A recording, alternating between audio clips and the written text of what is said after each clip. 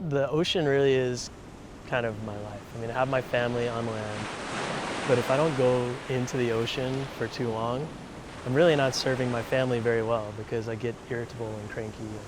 I have to get in the ocean and dive, free dive, spearfish, sail, body surfing.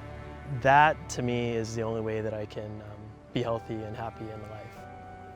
And so if I want to get closer to the ocean, I'd make the time to get in the ocean, which is really hard to do when you have family obligations and chores and all the things that take up our day. But it's so important to do that. I'm one of the luckiest people in the world because sometimes I get to do that for work. And I think that if I couldn't do that and have that connection, that I'm not sure I would succeed at any other job.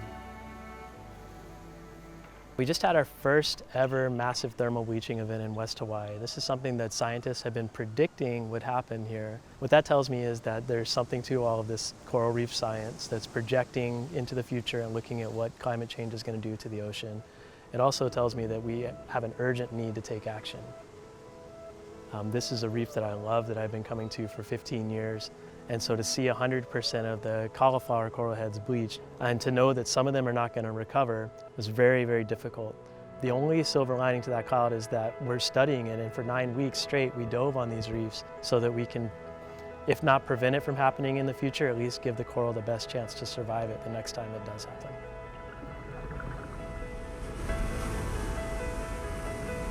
If you were really to sit on a reef and just absorb information, sometimes it can be kind of too much to take in.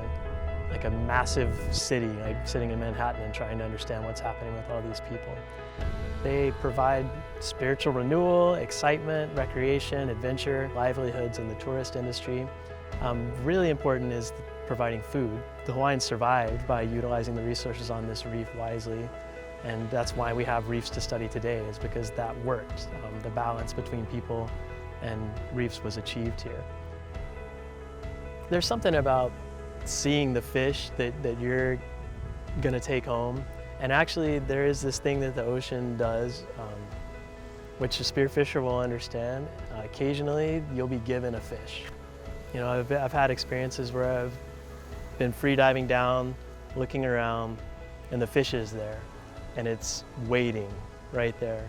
And I can take that fish or I can choose to leave it in the ocean. And I've done all kinds of fishing my whole life, but there's not another type of fishing where I feel that connection, you know, eye to eye with another organism that's out there in the world. And that to me is really amazing.